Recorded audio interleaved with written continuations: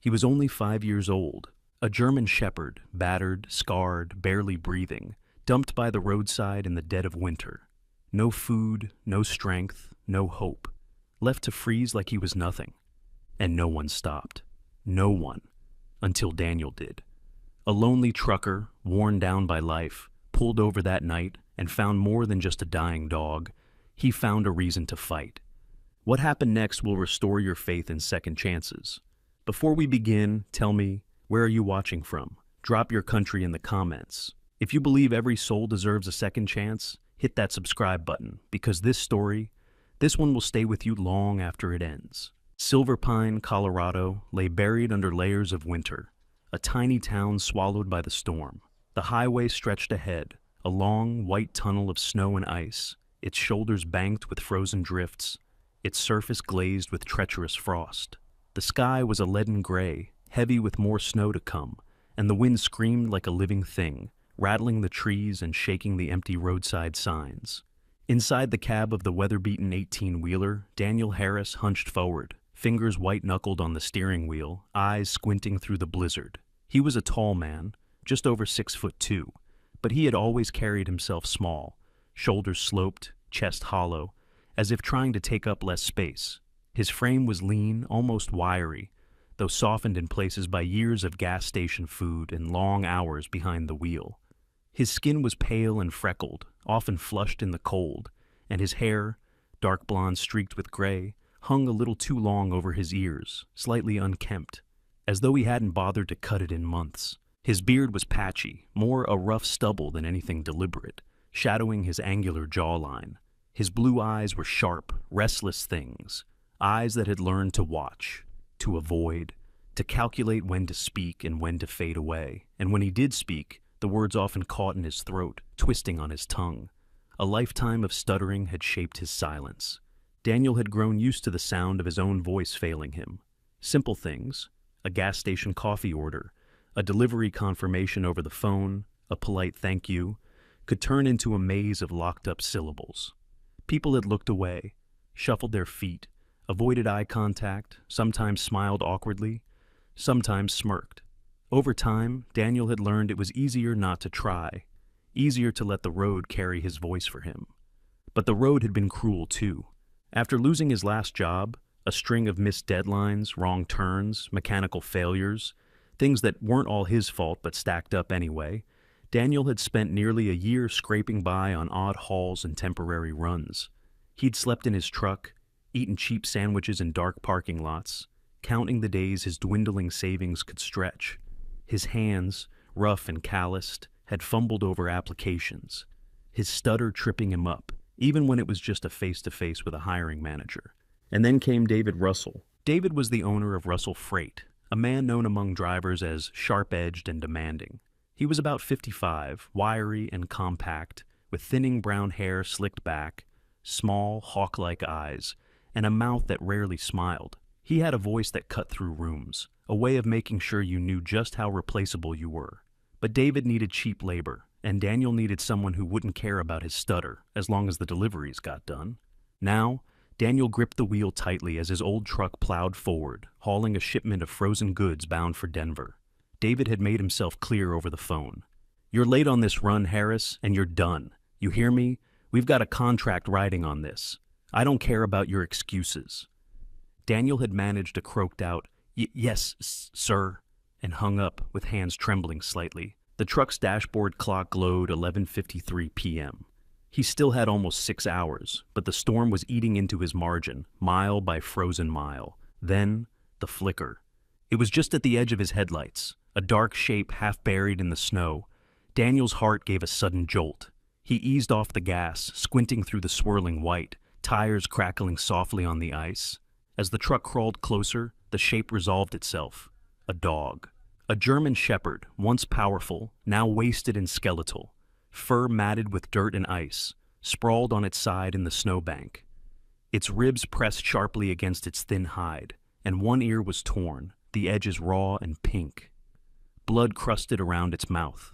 Its chest rose and fell in shallow, rattling breaths, and its eyes, half-lidded, glassy, barely flicked open at the light, dark pools set in a face that had learned to wait. Daniel braked hard, heart pounding, palms slick on the wheel. For a moment, he sat there staring. His breath fogged the cab windows, his pulse thundered in his ears. His hand crept toward the door handle, trembling slightly. And then he froze. His gut clenched, his throat tightened. His mind ran in circles. "You can't stop, Danny." He closed his eyes, jaw working silently, the old familiar burn of frustration rising.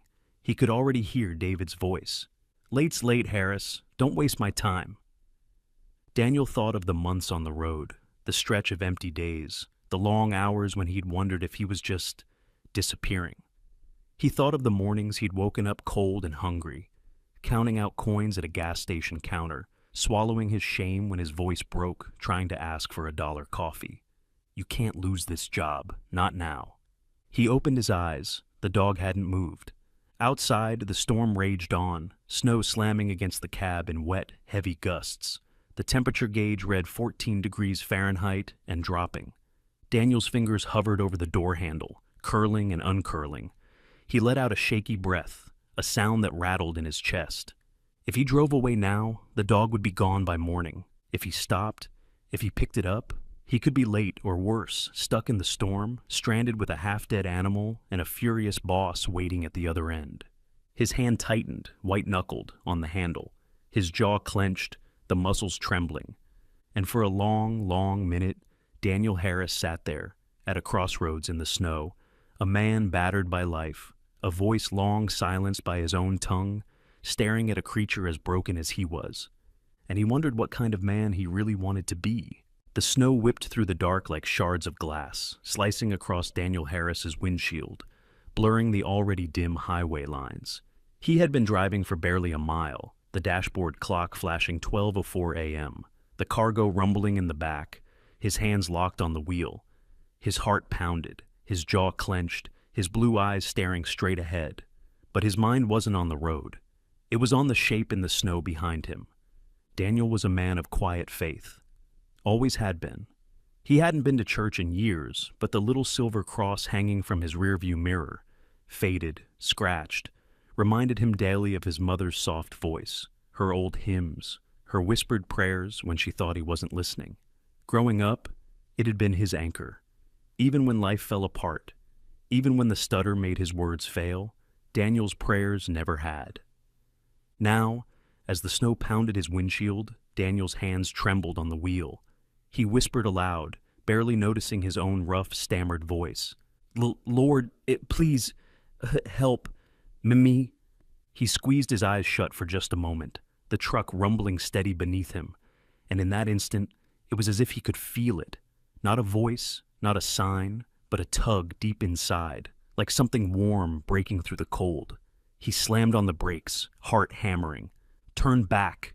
With a sharp, trembling breath, Daniel cranked the wheel and swung the truck into a slow, wide turn, his tires crunching over snow. The cold gnawed at the edges of his conscience as the shape reappeared in the headlights. A battered German shepherd, crumpled in the snow, its thin body shaking faintly, one paw twisted under its chest, ribs stark against its ragged fur. Daniel grabbed the old blanket from the back seat, teeth chattering, and jumped down into the storm. His breath caught in his throat as he knelt beside the dog. Up close, the animal's age was clearer, probably 5 or 6, male, with a thick ruff of fur around his neck, dark brown eyes dulled with exhaustion and pain. One ear was torn, a jagged scar traced down his flank, his paws cracked and raw. Daniel reached out with shaking hands, murmuring through the rough stutter, okay, but boy, I've got you." The dog flinched faintly but didn't pull away. Daniel wrapped the blanket around his trembling body, lifting him carefully. The weight was pitiful. Too light for such a big dog, far too light. He staggered back to the cab, easing the dog onto the passenger seat, turning the heater as high as it would go.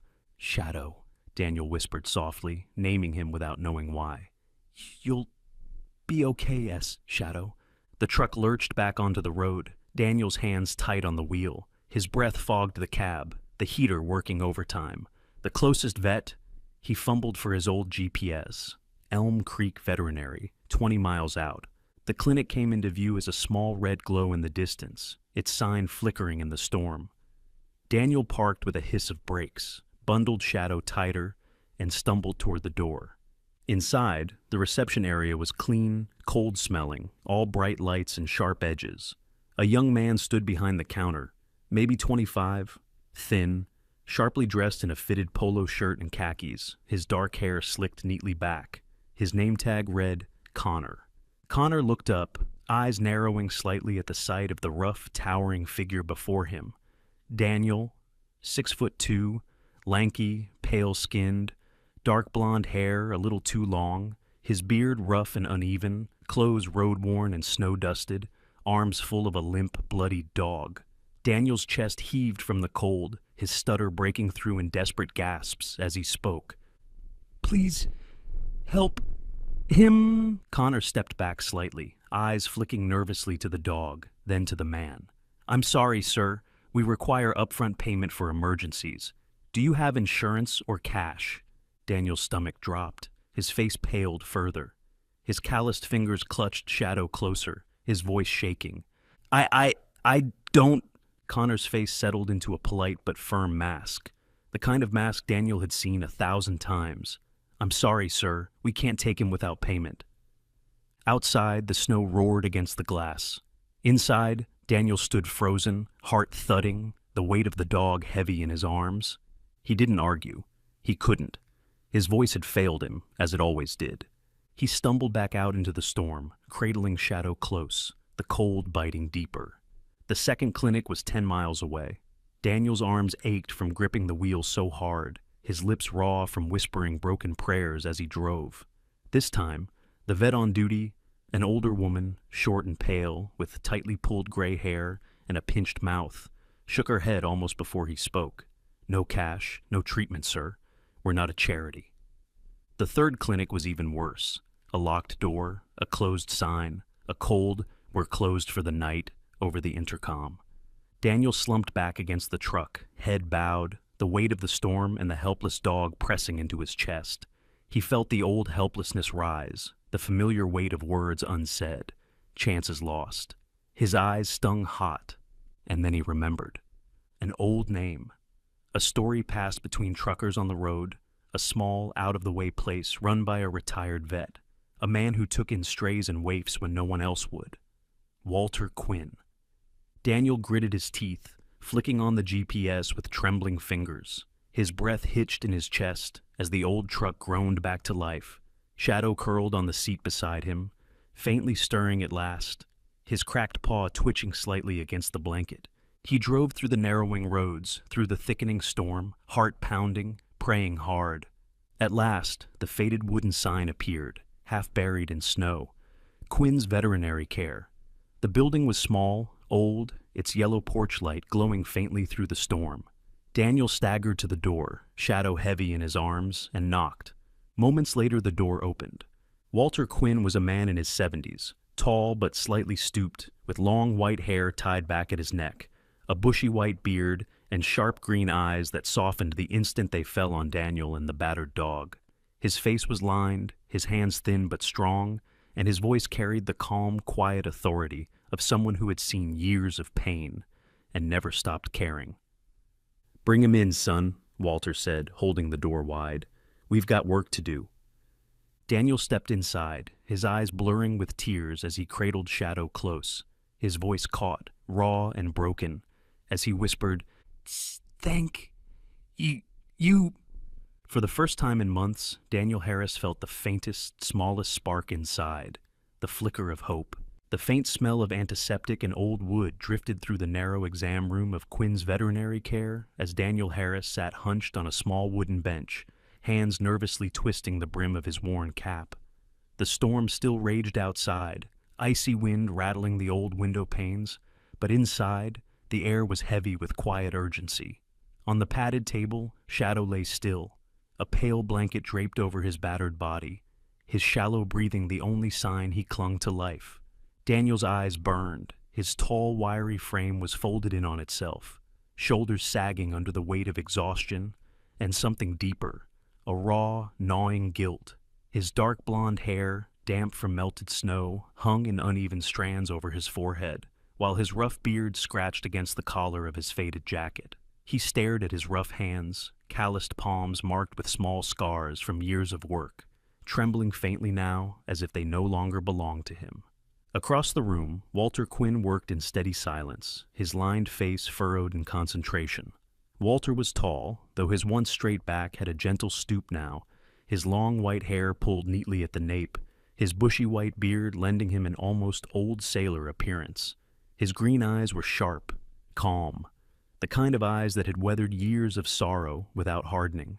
His hands, thin, almost bony, moved with the confidence of decades, gently cleaning Shadow's wounds, applying salves, checking for broken bones. Suddenly, Daniel's phone buzzed in his pocket, jolting him. His breath hitched as he fumbled for it, his heart sinking the moment he saw the name flashing on the screen. David Russell. Hello? Daniel's voice cracked, his stutter crawling back up his throat. The voice on the other end was sharp, familiar, biting. Harris, where the hell are you? You're 6 hours late. Clients pulled the deal. You've blown the whole damn contract. Daniel squeezed his eyes shut, chest tightening. I don't care what your excuse is, Harris. You're done. Truck's being reassigned. Your final check will be processed by the end of the week. Don't call back. The line went dead. For a long moment, Daniel just sat there, the phone slipping from his hand to the floor. His heart pounded. His mouth went dry. No more truck. No more job. No paycheck to keep the tiny apartment he barely clung to. Just him, a stammering, middle-aged man, and a dying dog he couldn't afford to save. He lowered his head into his hands, fingers digging into his hair, breath shaking as he fought back the surge of despair rising in his chest. He had tried so hard, clawed his way back from the last fall, and now, a soft rustle made him look up. Walter had turned, wiping his hands on a towel, his green eyes steady on Daniel. You okay, son? Daniel opened his mouth, but no sound came out. He could only shake his head, his throat too tight, his hands trembling. Walter's expression softened. He stepped closer, laying a gentle, firm hand on Daniel's shoulder. Look, I don't know what you're facing out there, but you did the right thing bringing him in. You're a good man, even if the world's too blind to see it. Something cracked in Daniel's chest at those words, and for a moment he couldn't hold back the wet heat that burned in his eyes. He turned his face away, wiping at his rough cheek with the back of his sleeve. Walter patted his shoulder once more, then gave a small, knowing smile. I've got a spare room upstairs. Stay a few days, get your feet back under you. You're no use to anyone wandering the storm half dead yourself. Daniel swallowed hard, nodding faintly. Thank you, he whispered, his voice shaking. As the older man moved back to the table to check Shadow's bandaged side, Daniel leaned forward, gently brushing his fingers over the dog's rough ear. Shadow stirred faintly under the blanket, a soft, broken sound leaving his throat. Despite the ache in his chest, Daniel's heart warmed just slightly. He might have lost everything else, but he still had this one small thing to hold on to. Later, as they sat together in the tiny kitchen, the room smelling faintly of wood smoke and tea, Walter poured them both mugs of steaming chamomile. He settled into a creaky chair across from Daniel, his broad-lined hands wrapped around the cup. There's been more of 'em lately, Walter murmured thoughtfully. German shepherds mostly. All coming in with fighting scars, broken teeth, mangled paws. Somebody's been dumping them around here. Daniel frowned, fingers twitching around his mug. Why he here? Walter shook his head slowly. Not sure. But it's no accident. They're trying to disappear the evidence, make sure no one asks questions. Seen it before, long time back, with pit bulls. Daniel's stomach twisted. He looked toward the doorway, where Shadow lay curled on a padded mat. His breath shallow but steadier now, eyes flickering under heavy lids. He couldn't imagine just discarding something like that, leaving it to die in the cold. Walter leaned forward, his eyes narrowing slightly, voice lowering. You didn't just save that dog, son. You stumbled into something bigger. The soft crackle of the fireplace filled the small front room of Quinn's veterinary care, casting a flickering orange glow across the old wooden floor. Daniel Harris sat cross-legged on a faded rug, his tall frame folded low beside Shadow, the battered German shepherd resting under a blanket. Daniel's rough hands, calloused and chapped, gently smoothed over the dog's matted black and tan fur, fingertips tracing the scars along Shadow's flank with a tenderness he hadn't known he possessed. It was the morning after the storm. Pale winter light crept in through the frosted window panes, turning the room a faint blue. Daniel's dark blonde hair, still damp from earlier when he had helped Walter clear snow off the porch, hung in uneven strands over his forehead. His narrow face was drawn, framed by a rough stubble beard, his blue eyes heavy-lidded from lack of sleep. But there was a calmness to him now, a quiet sense of purpose as he sat with Shadow, whispering soft prayers under his breath, voice trembling only slightly from his lifelong stutter. Walter Quinn sat nearby at the small kitchen table, his tall, stooped figure hunched slightly forward, green eyes sharp despite the wrinkles framing them. His long white hair was tied back neatly, his beard bushy but carefully combed. He sipped coffee slowly, watching Daniel with a look of quiet assessment, occasionally glancing at a small notepad filled with scribbled notes about Shadow's injuries.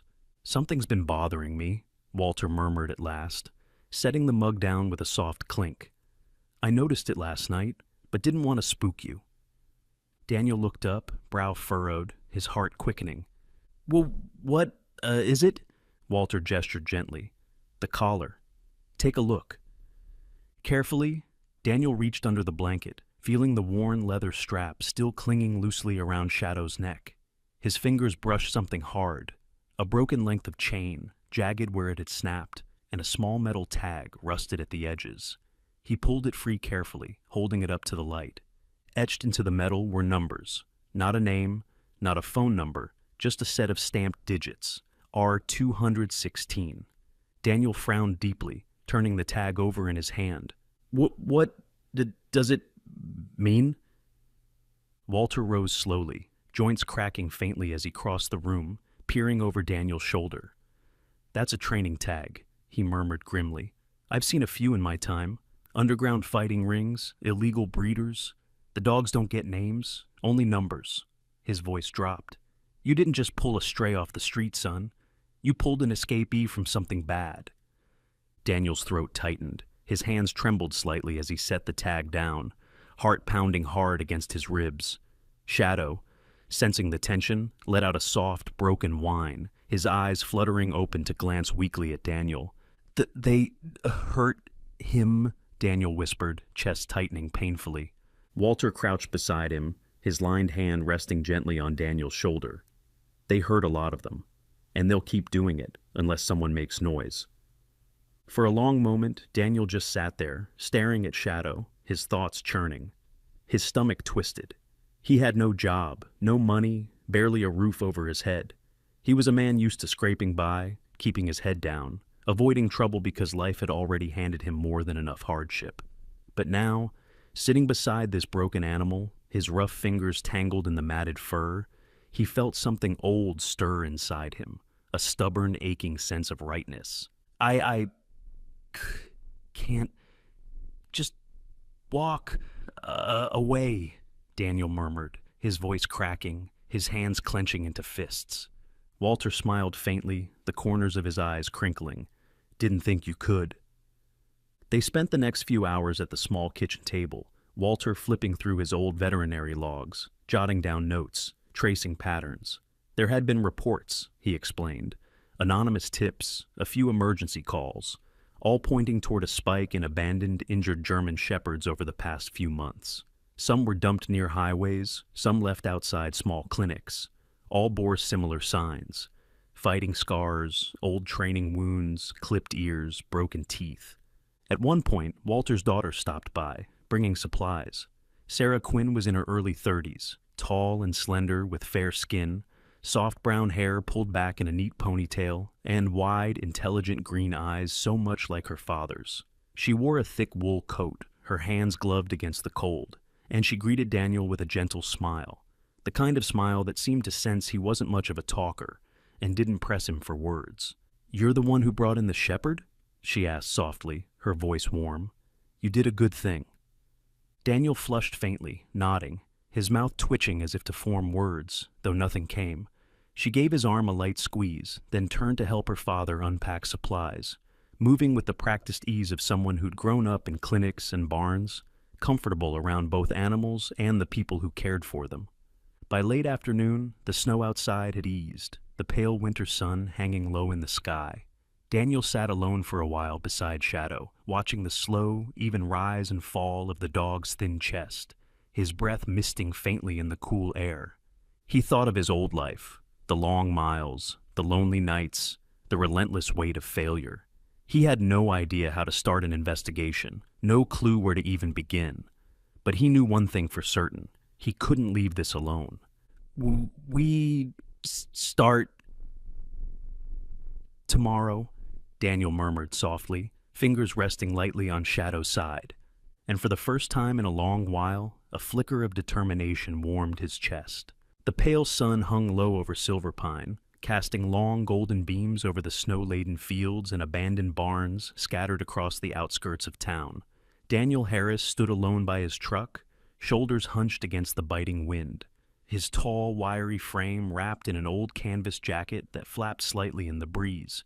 His dark blonde hair, windswept and messy, brushed against the rough collar, his scruffy beard catching the late afternoon light. Blue eyes narrowed, he drew a slow breath, steadying the hammering in his chest. He had no idea how to do this, but he knew he had to. Shadow was resting back at the clinic, his fragile body still too weak to follow. Daniel's fingers twitched restlessly at his sides as he turned his gaze back to the small gas station he had stopped at. A rundown place with peeling paint, an old tin roof, and a cracked neon sign that flickered faintly even in daylight. Inside, behind the worn counter, sat an old acquaintance, Dave Big Man Jensen, a retired trucker who now ran the gas stop. Dave was a massive figure, late 50s, with a thick build that stretched the seams of his flannel shirt, a square jaw lined with a heavy salt and pepper beard, and deep-set brown eyes that had seen more highways than Daniel could count. He was known for being blunt, loud, and often impatient, especially since a back injury had ended his driving days, souring his once easy nature. Daniel took a breath and stepped inside, the bell above the door jingling faintly. Dave looked up, his brow furrowing slightly. "Well, look who the wind blew in. Danny Harris. Haven't seen you in months. You still driving for Russell?" Daniel's throat clenched. Not any more," he murmured, his stutter tangling the words. Dave leaned back, arms crossing over his chest, a small smirk tugging at the corner of his mouth. "Huh, figured as much. That man chews through drivers like candy. So, what's got you crawling in here, son?"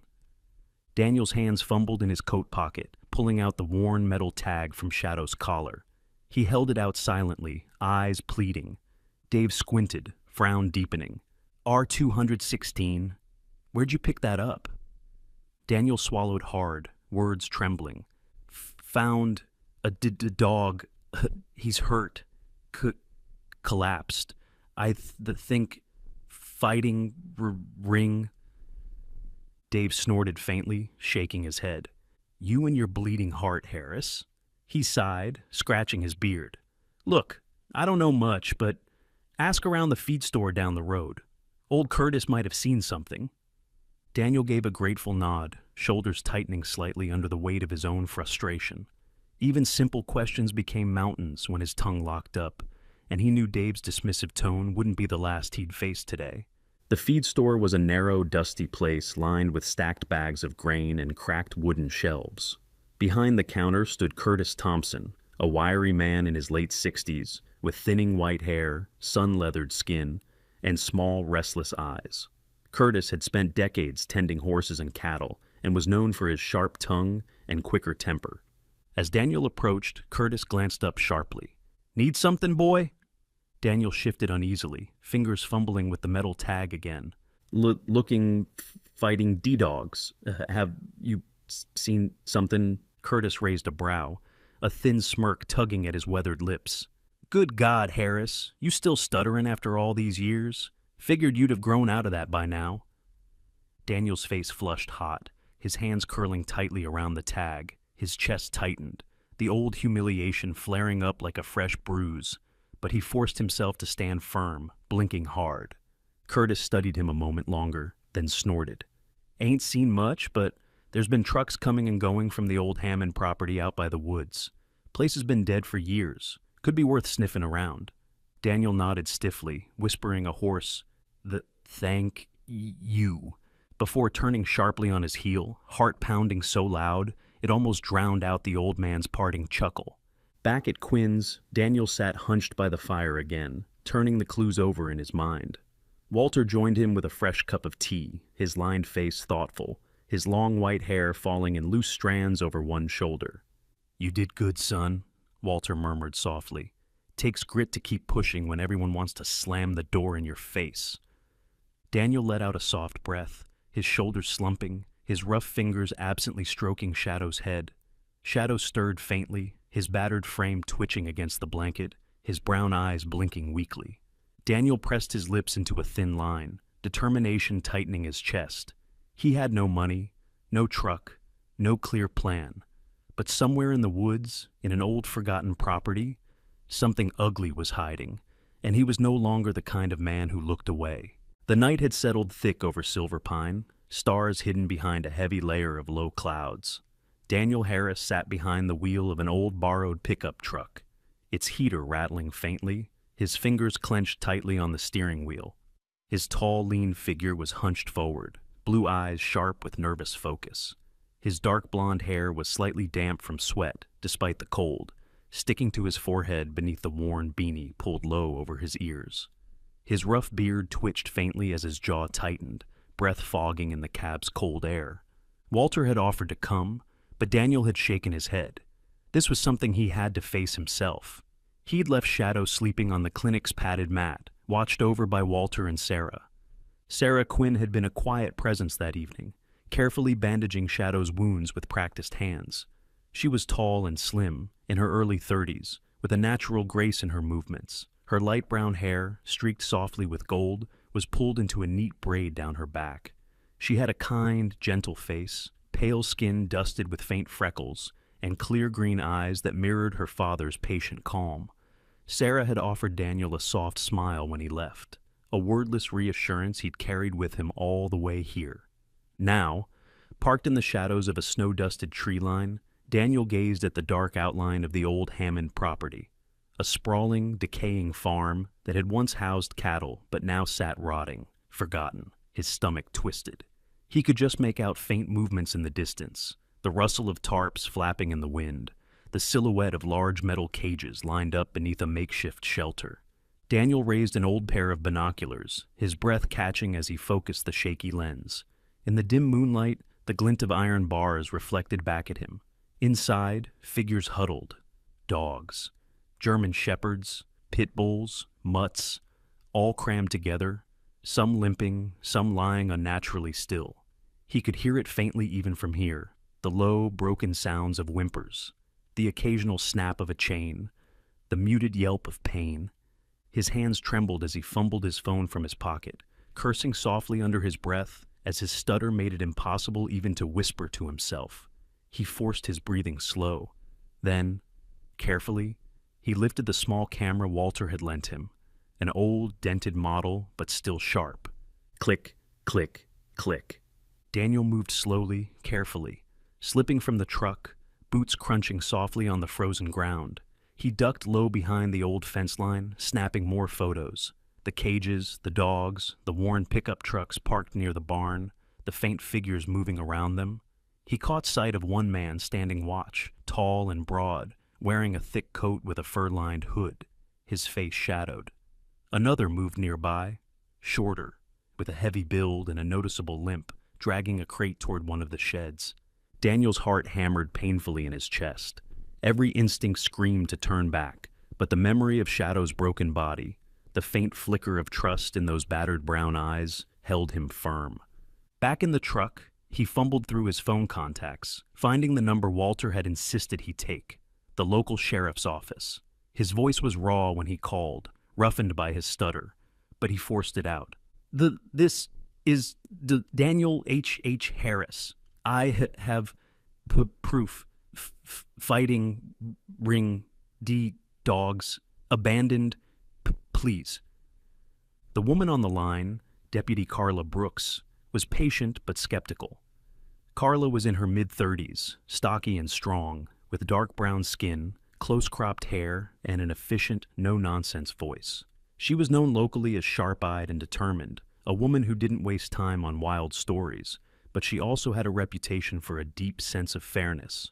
"Sir, are you sure about what you're seeing?" she asked firmly. Daniel swallowed hard, his hands shaking as he attached the photos, sending them over.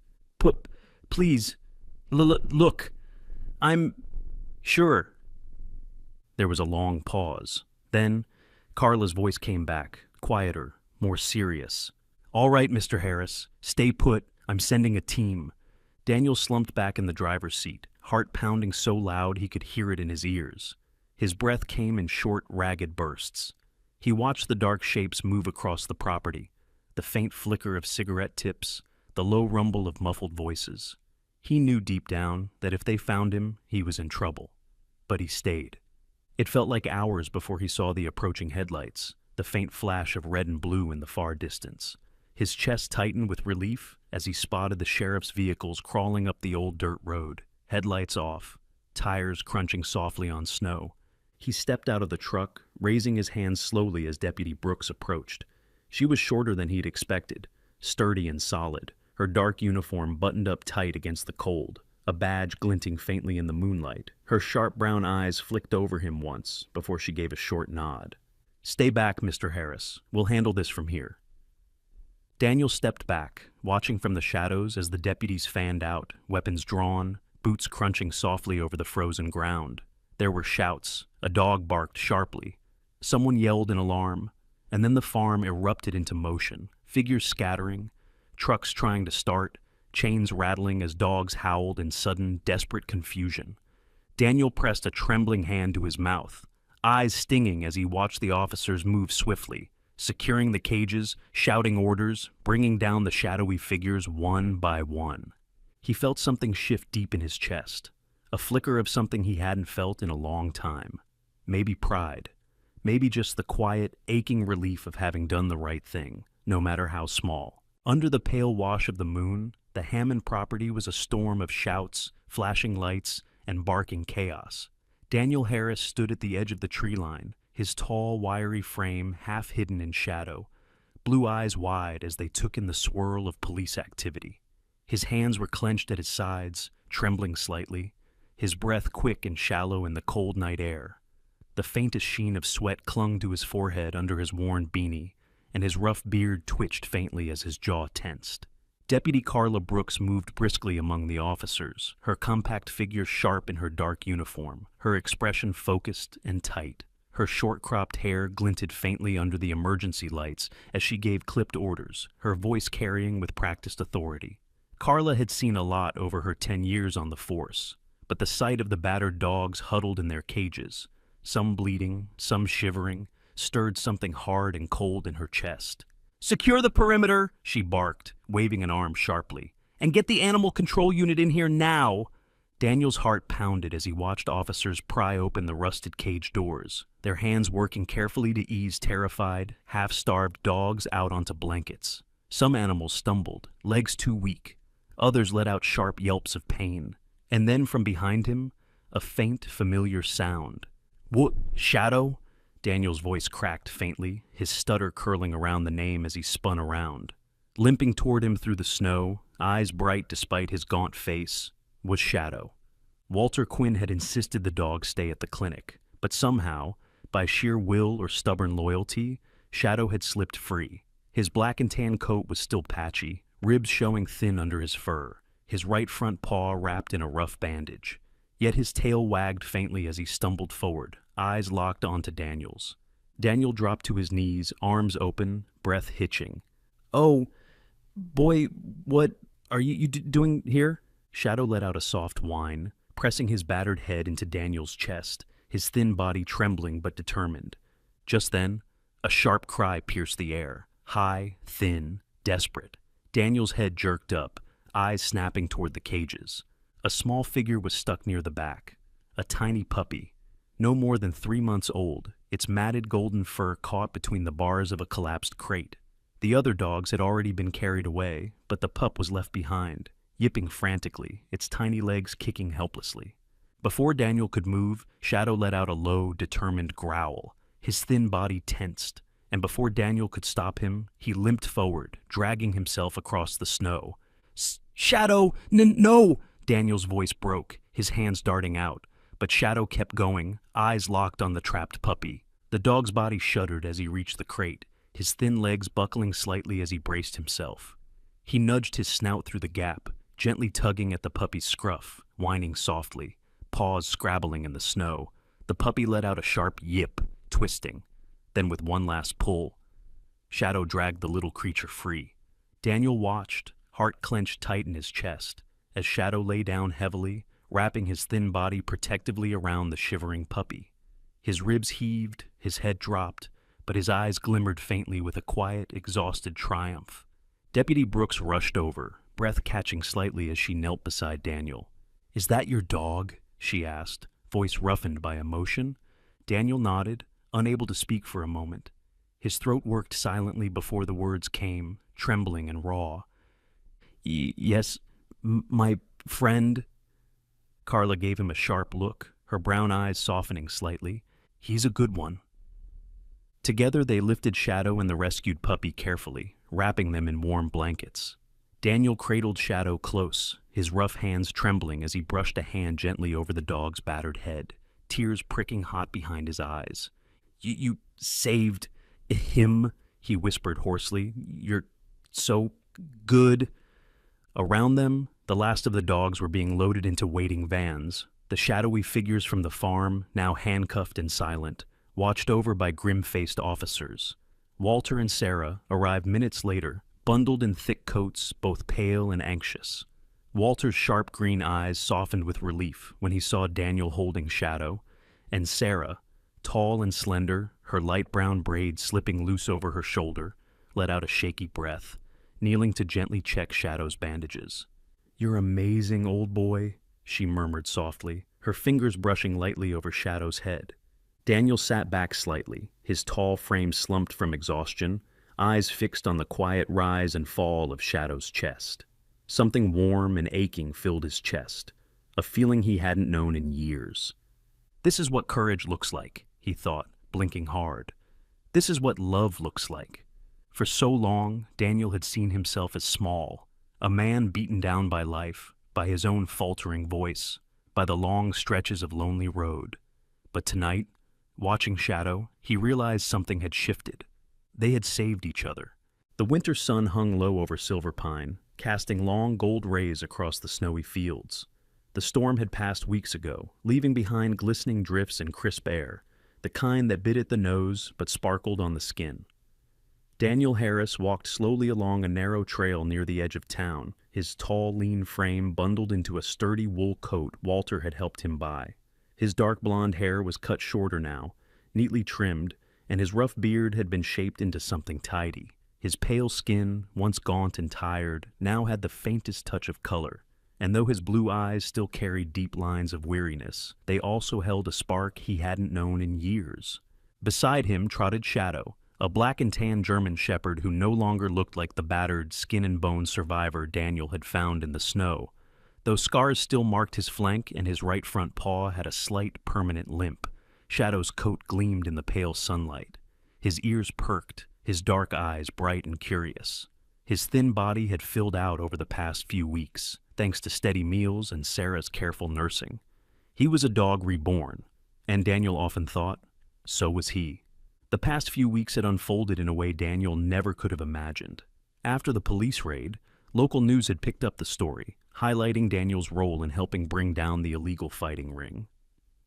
Deputy Carla Brooks had stopped by Walter's clinic personally to shake his hand, her strong, square face softening as she thanked him for his bravery.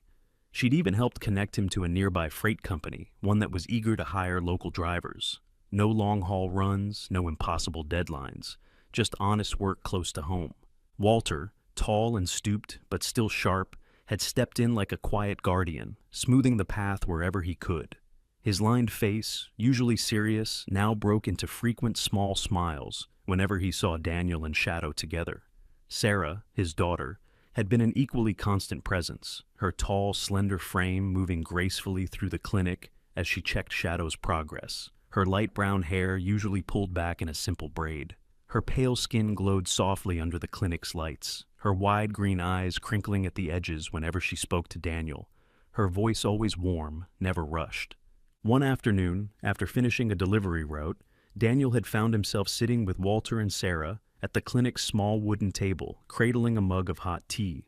Walter had leaned forward, his long white hair falling over his shoulder, green eyes intent. "You've come a long way, son," he said quietly. "You've got a home here now, if you want it." Daniel had nodded, throat tight, the words catching softly as he murmured, "Thank you. I want to stay now." As he walked the snowy path, the gentle crunch of Shadow's paws beside him, Daniel felt that truth settle deeper into his chest. For the first time in so many years, he wasn't drifting. He wasn't alone. The small rental house Walter had helped him find was modest. A one-story weathered cottage with a sagging porch and a wood stove that smoked faintly from the chimney. But it was his. Inside, Shadow had a soft bed by the fire, and Daniel had a place to hang his jacket, a chair to sit in, a table where he could write in a battered notebook he'd picked up, recording memories, little prayers, small hopes. Shadow let out a soft bark, breaking Daniel's thoughts, and bounded forward slightly, his limp barely noticeable in his excitement. Daniel chuckled under his breath, his voice still rough, still stammering, but laced now with something softer, joy. Come back here, boy." They paused at the top of a small hill overlooking the snow-dusted fields. The town lay quiet below, its rooftops glittering faintly in the fading light, smoke curling up from chimneys, warm yellow windows flickering on. Daniel crouched, his tall frame folding easily now, and wrapped an arm around Shadow's sturdy shoulders, feeling the soft rise and fall of the dog's steady breath. He closed his eyes, whispering softly, We made it as Shadow." And in that moment, standing in the hush of winter's end, Daniel Harris knew something he had not known for years. He was no longer just a man lost on the road, just a stuttering voice the world had passed by. He was part of something again, part of a quiet, fierce little family, a man and his dog, strong together, walking forward through whatever would come. At the heart of Daniel's journey lies a quiet, powerful truth. Sometimes, the greatest miracles come not as thunder or lightning, but as small, steady acts of love. When the world turned its back on him, Daniel found strength in saving one broken life. And through that act, he discovered healing for his own soul.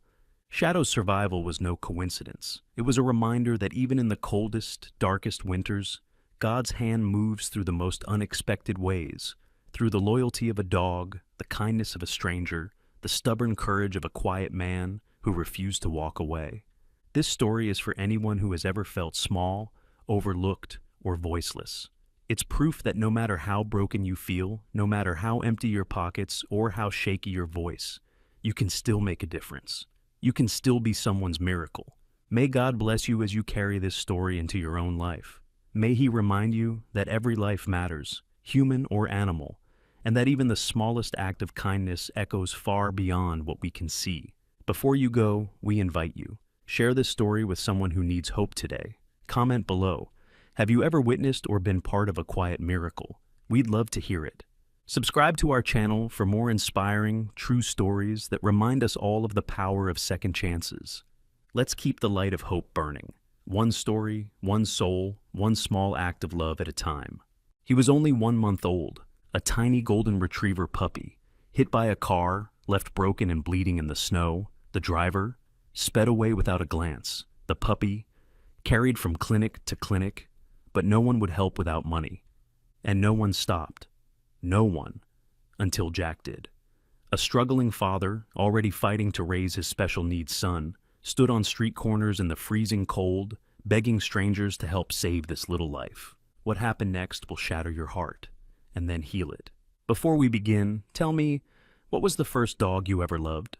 Drop the breed in the comments. If you believe no soul should be left to suffer alone, hit that subscribe button. This story, it's one you'll carry with you forever. The city of Fairhaven, Minnesota, stood shrouded in a merciless winter storm. Snowdrifts piled along wide avenues, Winds roared between high-rise apartment buildings, and cars left ghostly streaks of light as they slipped along icy roads. It was the kind of northern cold that turned breath to crystals and numbed fingertips through gloves. The sharp, unforgiving cold of a city that never stopped moving, no matter the season. In the middle of a broad, dimly lit street near downtown, a tiny golden retriever puppy stumbled forward, its legs trembling with exhaustion. Barely 1 month old, the puppy's once fluffy cream fur was now caked with gray street slush, sticking in wet clumps to its thin frame. Its small paws skittered helplessly across patches of ice, and every labored breath emerged as a pitiful, broken whimper. This little puppy, unnamed, unwanted, had been left behind just that morning when its owners moved out of their apartment and packed their lives into a moving van. There had been no hesitation, no farewell, just a quick decision: leave the dog, a forgotten creature they saw as too much trouble to bring along. Since then, the puppy had wandered through alleyways and across frozen sidewalks, driven only by the thin thread of instinct that had not yet snapped. Up ahead, a black SUV whipped down the avenue, its headlights glaring through the snow. Inside, a man in his 40s scrolled distractedly through his phone, barely paying attention to the road. The puppy, frightened by the sudden noise, darted forward, a small, pale blur against the darkness. There was a muffled thump, the crunch of tires against ice, and then nothing but the fading red glow of taillights as the SUV disappeared into the storm. The puppy lay sprawled on the cold pavement, one hind leg twisted unnaturally, a thin trail of blood staining the surrounding snow. Its tiny chest rose and fell in shallow, uneven gasps, each breath a fight. Its eyes fluttered, half closed, as the harsh wind swept over its fragile body. Several blocks away, Jack Donnelly trudged home after a long, grueling shift. At 50 years old, Jack was a man worn by years of labor. His frame was tall and broad-shouldered, but time had curved his back slightly, and the cold gnawed sharply at the arthritis in his knuckles. His skin was rough and weathered, sun-darkened from outdoor work, and a scruffy salt and pepper beard framed a face lined with exhaustion. His dark brown eyes, once sharp with ambition, now carried a quiet, steady sadness. Jack worked as a plumber, a trade he'd inherited from his father, but the years had taken their toll. Business was slow in the winter, bills piled up, and his aging body no longer moved like it used to. More than anything, though, Jack's heart carried a private burden. 10 years ago, his wife, Mary Ann, had walked away, unable to cope with the struggles of raising their only child, Danny, who had been born with Down syndrome. She had left Jack to hold their small family together alone. Despite the years of hardship, Jack had never become bitter. He was known in his neighborhood for quiet generosity, fixing pipes for elderly neighbors, shoveling snow for free, and never letting his hardships turn him cold. But tonight, trudging through the darkened streets of Fairhaven, head bowed against the biting wind, Jack simply wanted to get home to his son. As Jack crossed an intersection near a dim street lamp, something pale caught his eye. Something out of place, motionless against the harsh white ground. He slowed, squinting through the swirl of snow. There, lying in the road, was a small, crumpled shape. Jack's breath caught. For a moment, he hesitated. And then, with a grunt, he pushed forward through the snow, his boots crunching over the ice. Kneeling down, he reached a rough, calloused hand toward the tiny body. The puppy was trembling, its fur matted with blood and street grime. Its eyes barely opened as Jack's fingers brushed the snow gently from its small head. A faint, pained whimper escaped its throat, making Jack's chest tighten painfully. "Easy, little guy," Jack murmured softly, his voice rough and low, worn thin from years of cigarette smoke and quiet conversations. "I got you." Carefully, he scooped the puppy into his arms.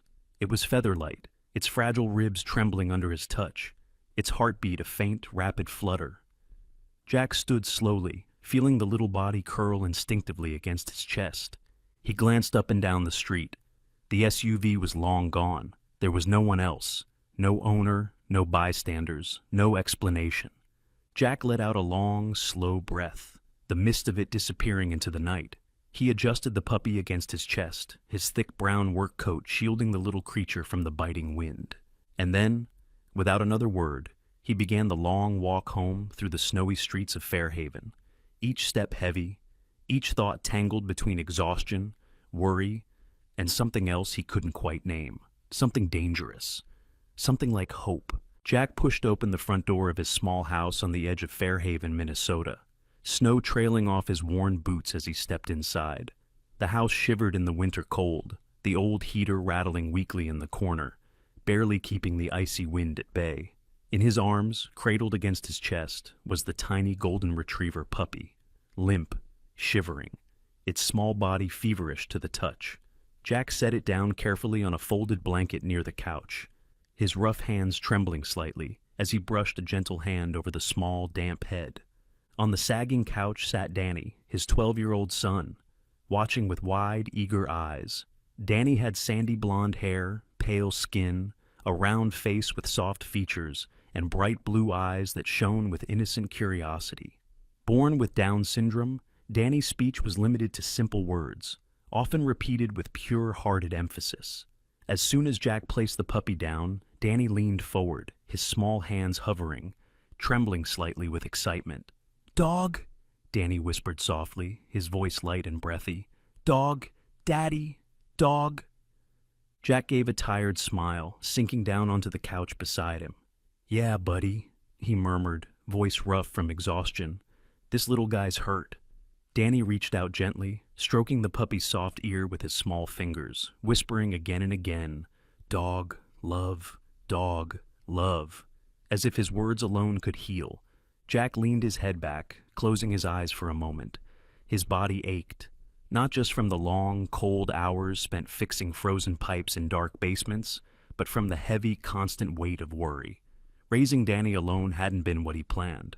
Marianne, his wife, had left years ago, a restless woman with laughing eyes and a sharp temper, who had tried for a time to handle the therapy sessions, the medical bills, the endless challenges.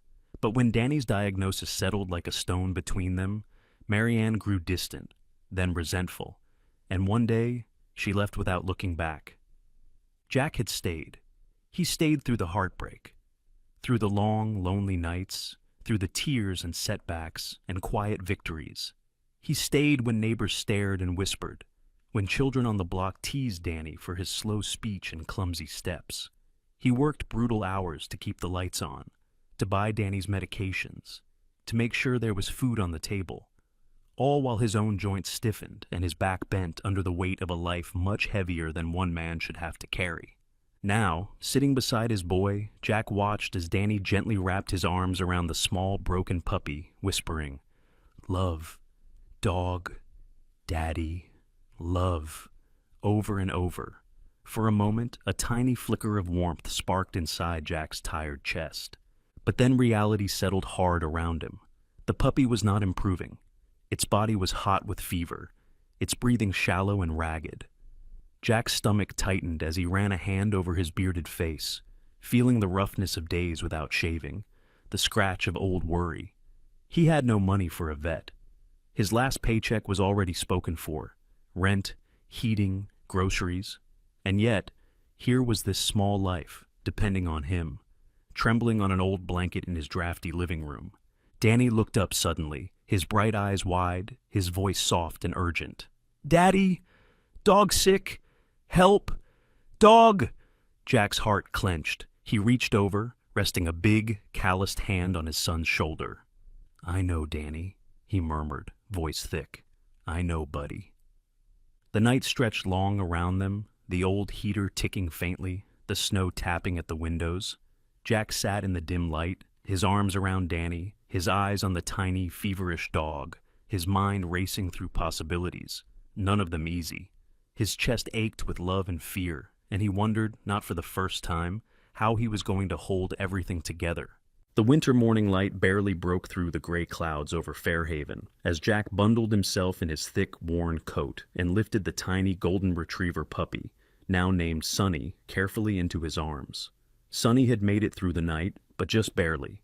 His small body was burning up with fever, his back legs swollen and stiff, his breath shallow and fast. Jack could feel the frantic, weak pulse as he held Sonny against his chest. Beside him, Danny clutched at Jack's coat, his small hand gripping tight, his wide blue eyes filled with worry. "Daddy, help. Sonny, Danny whispered softly, again and again, his voice fragile and pleading. Jack pressed a kiss to his son's blonde hair, feeling the weight of his own fear sinking deep in his gut. He was exhausted, his mind stretched thin with worry and guilt, but he couldn't let Danny see that. "We'll try, buddy," Jack murmured. "We'll go to the clinic. We'll see what they can do." The local veterinary clinic was a small building wedged between an old laundromat and a sandwich shop on 5th Street, its sign half faded and its windows lined with old posters about vaccinations and checkups. Jack pushed through the door, and the smell of antiseptic and wet fur hit him at once. Behind the counter stood a young woman, maybe in her mid-20s, with dark curly hair pulled into a loose ponytail, warm brown skin, and large dark eyes that flicked up as the door chimed. Her name tag read Maya, and she wore a simple pale blue scrub top under a dark cardigan. Maya's face lit up in a polite, practiced smile. "Hi there, what can we help you with?" Jack stepped forward, his boots leaving wet prints on the tile, his arms tightening around the bundle in his coat. "It's the puppy," he said, voice rough. "He was hit by a car. He's got a fever. I don't know what to do." Maya's smile faltered slightly as she leaned forward to peer at Sonny, her eyes softened with sympathy. "Poor little guy," she murmured. "Let me go get Dr. Patel." She disappeared through a side door, leaving Jack shifting anxiously, Danny clutching his father's leg and whispering under his breath, "Sonny, sick. Daddy, help." A moment later, Dr. Raj Patel emerged, a thin, tall man in his early 40s, with neatly combed black hair, glasses perched on his nose, and a serious expression. His skin was a rich bronze, his eyes sharp and observant, and his long fingers moved with practiced care as he approached. "What's the situation?" he asked briskly. Jack quickly explained. The accident, the fever, the worsening condition. Dr. Patel nodded once, reaching out carefully to touch Sonny, his fingers pressing gently at the swollen leg. His brow furrowed. "He'll need fluids, antibiotics, maybe even a small procedure if there's internal injury. We can stabilize him, but—" His eyes lifted, meeting Jack's with a look Jack had seen before. "There's the matter of the deposit." Jack's throat tightened. I don't have money right now," he admitted, his voice dropping low. "I can work something out. I'm sorry," Dr. Patel said quietly but firmly. "It's the clinic policy. Without the upfront payment, we can't start treatment. We've been burned too many times." Jack's heart dropped, the words hitting him like a physical blow. "Please," he whispered, his voice cracking. "It's just a puppy. My son." His hand dropped to rest on Danny's small shoulder. Danny was watching the exchange with wide, anxious eyes, his face pale, his hands fidgeting nervously. "Daddy, Sonny, help," he whispered softly, again and again. Maya hovered behind the counter, her face tight with discomfort.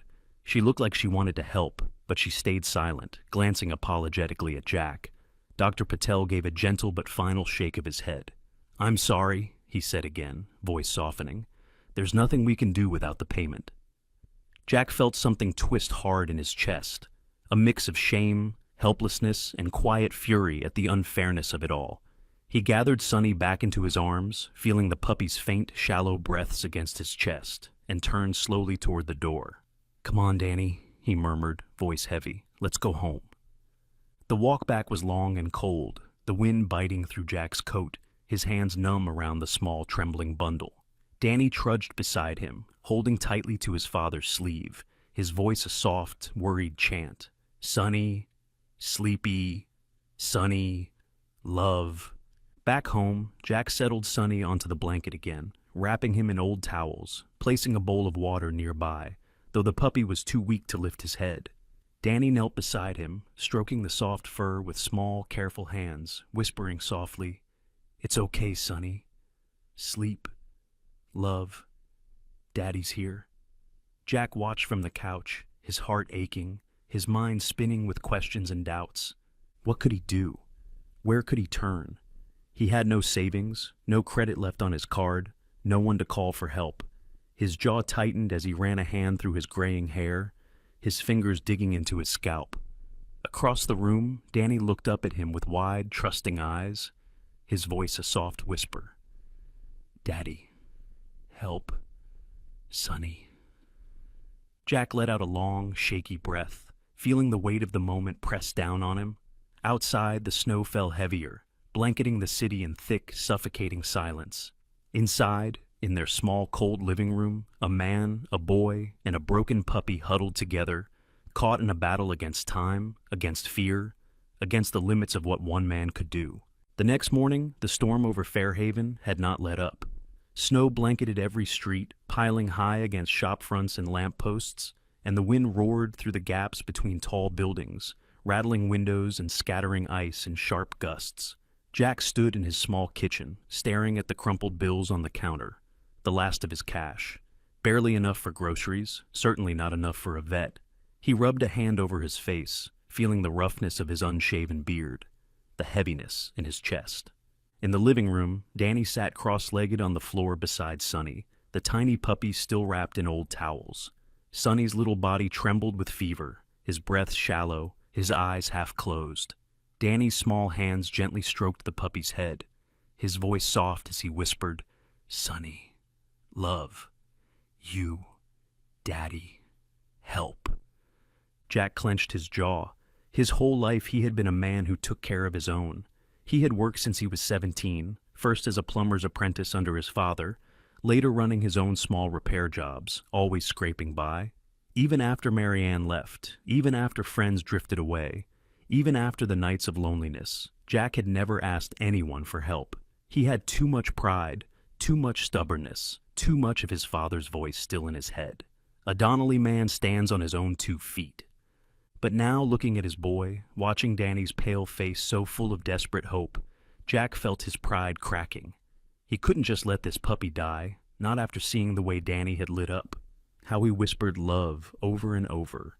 How he smiled through his slow, careful words. Jack grabbed an old wooden board from the shed, found a piece of chalk, and carefully scrawled out the words, "Please help save my son's puppy." He tied the sign around his neck with a bit of rope and bundled himself in his thickest coat, pulling a hat low over his graying hair.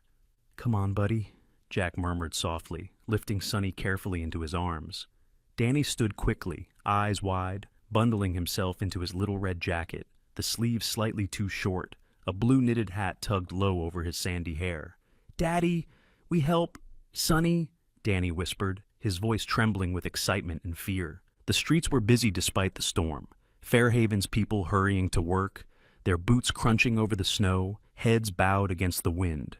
Jack chose a busy intersection near the center of town, a spot where people waited for buses, rushed into cafes, shuffled between stores.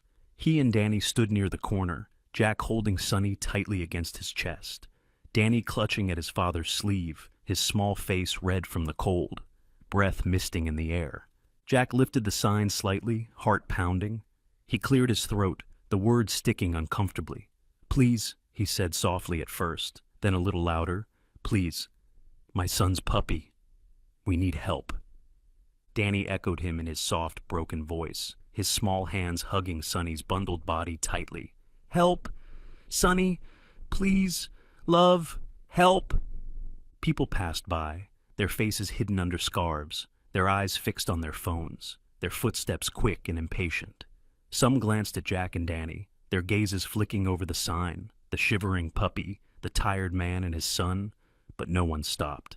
Hour after hour, they stood in the biting cold, the wind cutting through even Jack's thickest coat, numbing his fingers and making Danny's small cheeks flush bright pink.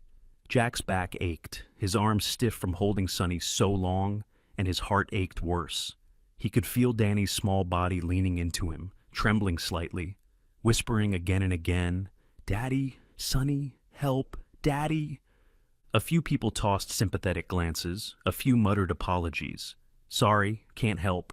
Wish I could. So sad." But still they hurried on. Jack felt something inside him twist painfully, the shame burning hotter than the wind's chill. He had spent his whole life avoiding this moment, standing on a street corner, asking strangers for help.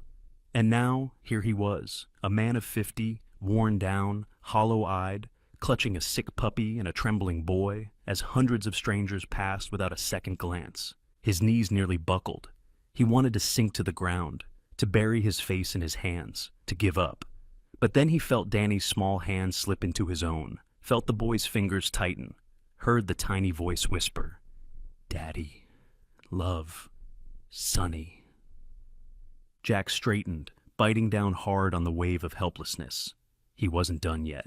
The wind howled down the streets of Fairhaven, cutting sharp and cold through every layer Jack wore.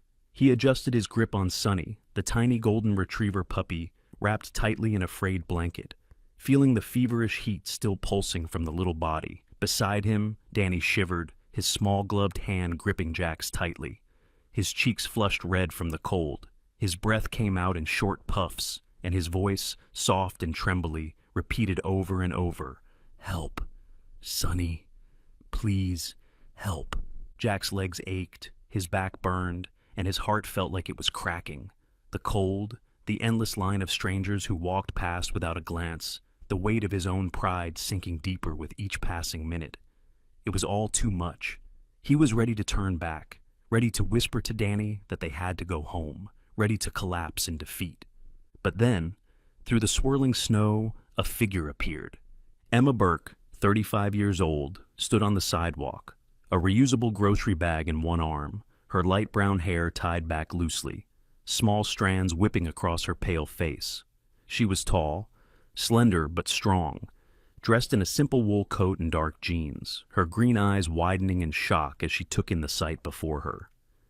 Emma was a nurse at the local hospital, someone known in the neighborhood for her quiet kindness, though most didn't know the pain she carried, the loss of both her parents in a car accident when she was just 20, a grief that had shaped her life and left her fiercely protective of the vulnerable.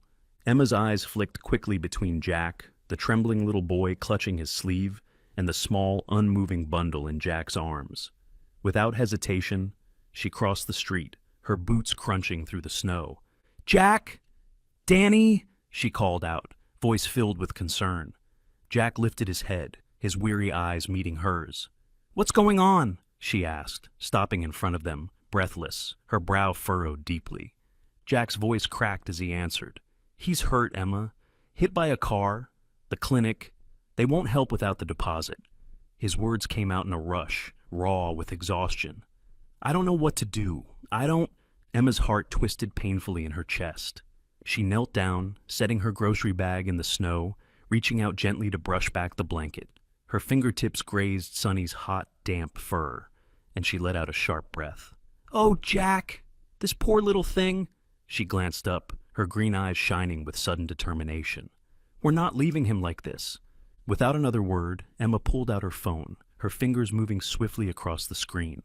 She called her closest friend, a tech-savvy coworker named Sarah, a short, energetic woman with dark curly hair, caramel-toned skin, and a brilliant smile that could light up any room. Sarah worked as an ER nurse, known for her fierce sense of justice and her wide social network. Within minutes, Sarah had posted a heartfelt message across multiple local community pages, explaining Jack and Danny's situation, the injured puppy, the urgent need for funds. Emma, meanwhile, walked briskly to the nearby coffee shop, her boots leaving fast, determined tracks, speaking to the manager, a stocky middle-aged man named Greg with a thick gray beard and warm brown eyes. Greg, who ran the shop with his wife and had a soft spot for neighborhood kids, immediately agreed to set out a collection jar. Word spread fast. One by one, people began stopping by. A teenage girl with a shy smile pressed a $5 bill into Emma's hand. A young father, pushing a stroller, offered 20. An elderly man in a faded army jacket, his hands trembling slightly with age, quietly dropped in a crumpled 50. Jack watched, stunned, as strangers approached him, offering small donations, murmuring words of sympathy, glancing with sad eyes at Danny's trembling form and the sick puppy in his arms.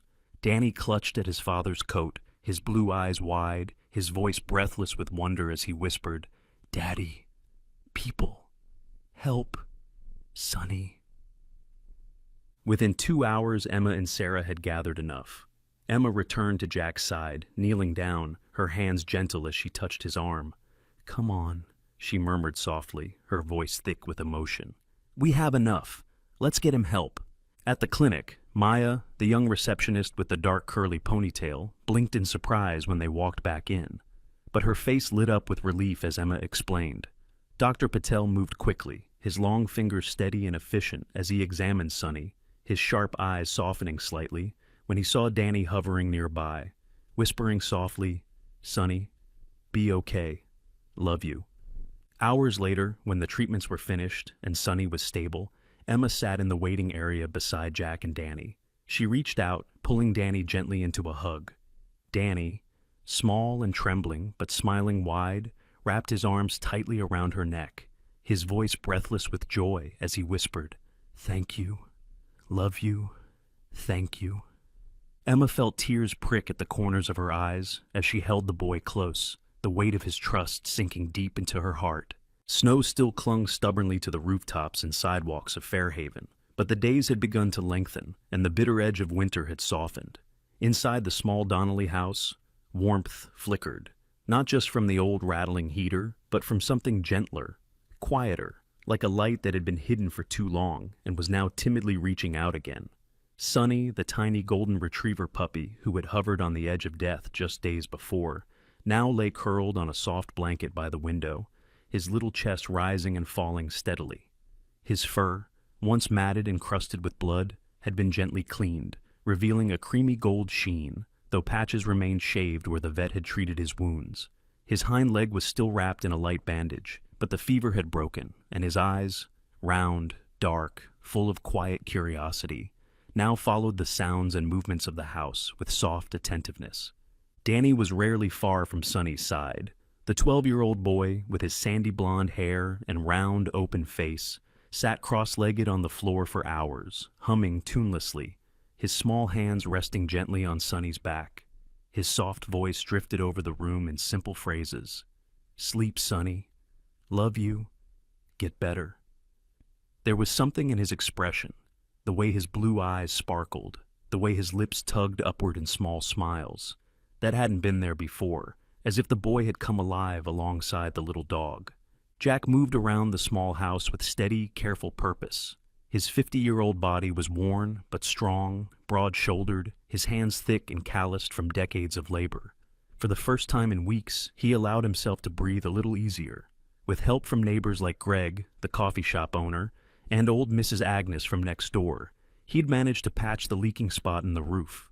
A friend of Emma's, a stocky, freckled carpenter named Tom, a man with a booming laugh, ginger hair, and a nose slightly crooked from a long-ago hockey injury, had stopped by to help reinforce the old window frames.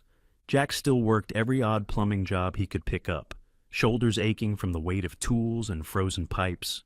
But when he came home now, there was something waiting for him besides exhaustion. There was Danny, bright-eyed, eager to show him how Sunny had wagged his tail or licked Danny's hand. There was Emma, stopping by after her hospital shifts with a bag of groceries or a warm smile, her green eyes crinkling kindly at the corners, her light brown hair tied back in a loose braid. Emma had slipped into their lives so naturally it almost startled Jack sometimes, a presence that was both calming and gently persistent, as if she refused to let them drift back into the quiet shadows they'd lived in for so long. One evening, Jack came home to find Emma sitting cross-legged on the floor with Danny, showing him how to carefully brush Sunny's soft fur. She laughed softly as Danny whispered, "Pretty, Sunny, soft." Jack stood in the doorway for a moment, watching them, a strange tightness in his throat. It had been years since this little house had held anyone besides himself and his son, and now, here was Emma, laughing softly, her long fingers moving with gentle care, her face alight with patience and warmth. That night, as Jack stood at the kitchen sink, washing dishes in the dim yellow light, Emma leaned against the doorframe, arms folded loosely across her chest. She watched him quietly for a moment before saying, "You know, Jack, you've done something incredible here." Jack snorted softly, shaking his head, water dripping from his hands. "I don't know about that." "I do," Emma said firmly, stepping closer, her voice lowering just slightly. "Most people would have given up a long time ago. Raising Danny, keeping this home together, fighting to save a little life like Sunny's. Jack, that's not nothing, that's everything."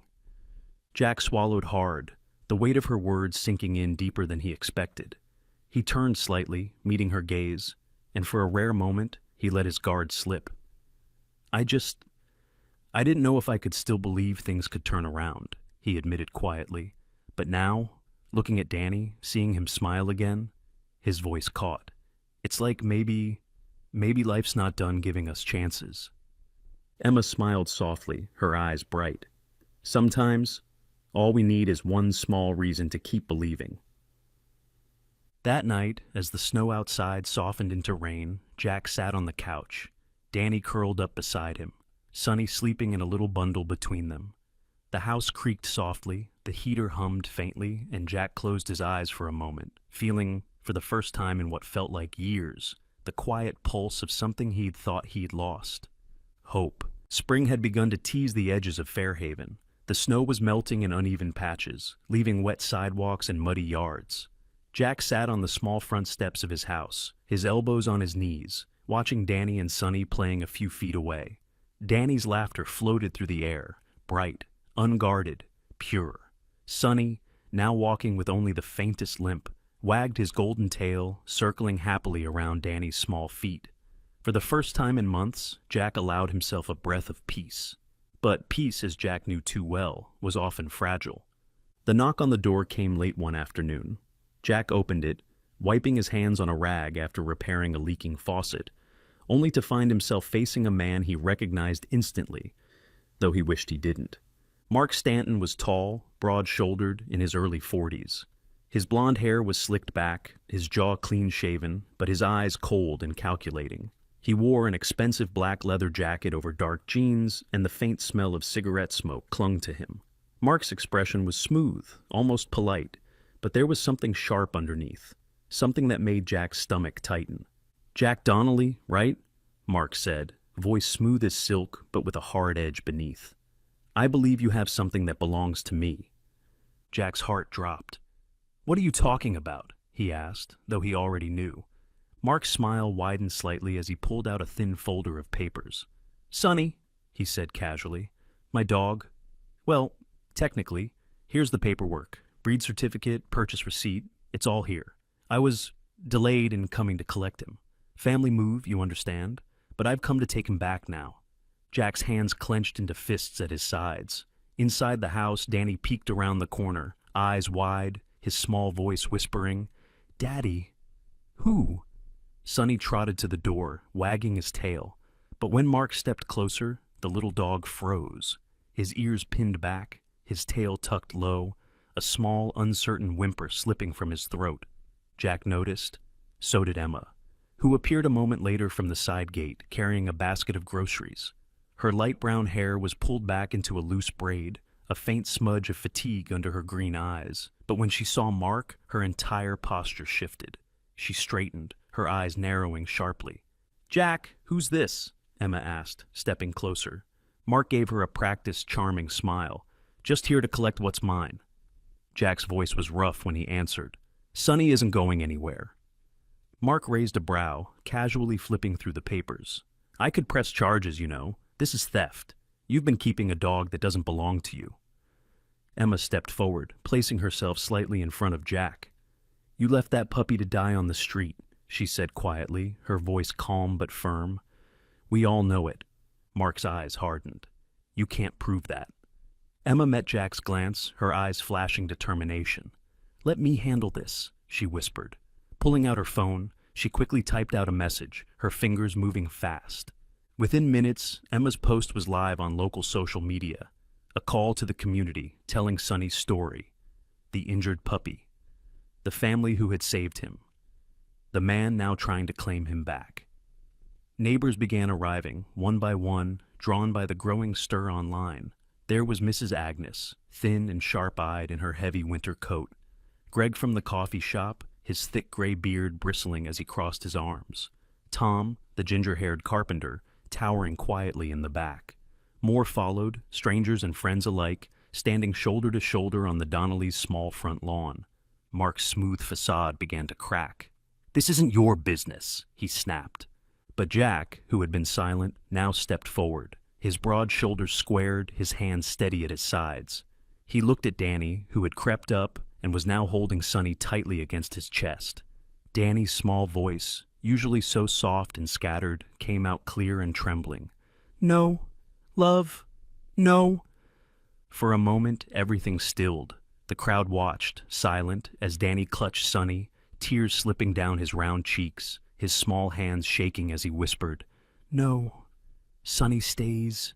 Love. Home." Mark's face twisted, anger, frustration. But then, seeing the eyes on him, the silent wall of witnesses, he let out a sharp breath, shoved the papers back into his jacket, and turned away. "This isn't over," he muttered, stalking off down the street. As his figure disappeared, the crowd let out a collective sigh, shoulders relaxing, voices murmuring in relief. Emma turned to Jack, her eyes damp, a shaky smile on her lips. Danny let out a long, hiccuping breath, burying his face in Sonny's soft fur. And Jack, standing in the middle of it all, felt something powerful settle inside his chest. Not just relief, not just gratitude, but the quiet, fierce certainty that they had fought for something worth keeping. The city of Fairhaven had shed its winter skin. 1 year after that stormy, desperate winter, the streets were bright with spring sunlight, the trees lining the sidewalks budding with new green, and the air smelled faintly of damp earth and blossoms. Birds flitted between rooftops, and laughter echoed faintly from the nearby park. Jack Donnelly sat on the front steps of his little house, the sunlight warming his back. At 51, Jack looked older, yes, his thick, broad-shouldered frame still strong but lined with more creaks, his salt and pepper hair now more silver, his beard rougher. But his eyes, once dulled with exhaustion, now carried something lighter, a steady flicker of contentment. His hands, scarred and calloused, rested loosely on his knees as he watched his son. Danny, now 13, sat barefoot in the grass, his sandy blonde hair gleaming under the sun, his round cheeks flushed pink with laughter. His blue eyes sparkled as he hugged Sonny, who rolled on his back in pure joy, paws wiggling, tongue lolling out. Sonny had grown into a healthy, sturdy young golden retriever, his creamy coat shining, his injured leg fully recovered save for a faint, graceful limp. His tail thumped furiously as Danny giggled, his soft voice repeating over and over, "Daddy, Sonny, love, good dog, love." Inside the house, Emma Burke appeared at the window, watching them with a gentle smile. Emma, now a regular part of their lives, had become like family, her light brown hair often tied in a loose braid, her green eyes crinkling with kindness, her figure tall and graceful in her simple jeans and cotton shirts. She had become their constant supporter, stopping by after her nursing shifts to bring dinner, help with chores, or simply sit and laugh on the front porch with Jack while Danny and Sonny played. Jack had, with the help of the community, opened a small home repair service. The neighbors who had once passed him on the street without a glance now waved warmly, hired him for odd jobs, and even brought over coffee or pie on slow days. Tom, the burly ginger carpenter with the crooked nose and loud laugh, had become a close friend, often stopping by to lend a hand or chat. Greg, the coffee shop owner, had recommended Jack to half the town, his booming voice and thick gray beard a familiar sight around their street. Even Mrs. Agnes, the sharp-eyed, white-haired widow next door, dropped off baked goods now and then, muttering gruffly about keeping the boy fed. Danny had started attending a local special education program where he blossomed. Jack still walked him to the bus every morning, holding his son's small hand tightly, but now Danny greeted his teachers with shy smiles and his classmates with eager waves. His vocabulary had grown, not a lot, but enough, and his confidence had blossomed in ways Jack had never dared hope. And through it all, Sonny had been at his side, loyal, loving, patient. The little dog who had once lain broken in the snow now bounded joyfully through the yard, chasing butterflies, nuzzling Danny's face, curling at his feet during quiet evenings. He had become the heart of the house, the small golden thread weaving all their lives together. That evening, as the sun dipped low and the sky turned shades of pink and orange, Jack sat on the steps, feeling the weight of the day settle comfortably over his shoulders. Emma came outside, a steaming mug in her hand, sitting beside him with a quiet sigh. "You did it, Jack," Emma said softly, glancing sideways at him. "Look at all you've built." Jack gave a small, tired smile, watching Danny chase Sonny across the grass. "I didn't do it alone." Emma laughed softly, nudging his arm. "Still counts." As darkness approached, Danny ran up to the steps, his arms wrapping tightly around Sonny's neck. The boy's cheeks were flushed, his blue eyes glowing, his soft voice bubbling with joy. "Daddy, Sonny, love, happy," he whispered, giggling softly, pressing his face against the dog's soft fur. Jack felt his chest tighten, not with pain this time, but with something deep, warm, and whole. He reached out, ruffling Danny's hair, resting his hand briefly on Sonny's broad, soft head. They weren't rich, they weren't perfect, but they were whole, they were family. And as the spring stars blinked into the darkening sky, Jack knew, without a doubt, that they were exactly where they were meant to be. Sometimes, the greatest miracles don't come in thunder or lightning or sudden riches. They come quietly, in the small, trembling paws of a rescued puppy, in the simple, loving words of a child who knows little but feels deeply, in the neighbors who show up when you least expect it.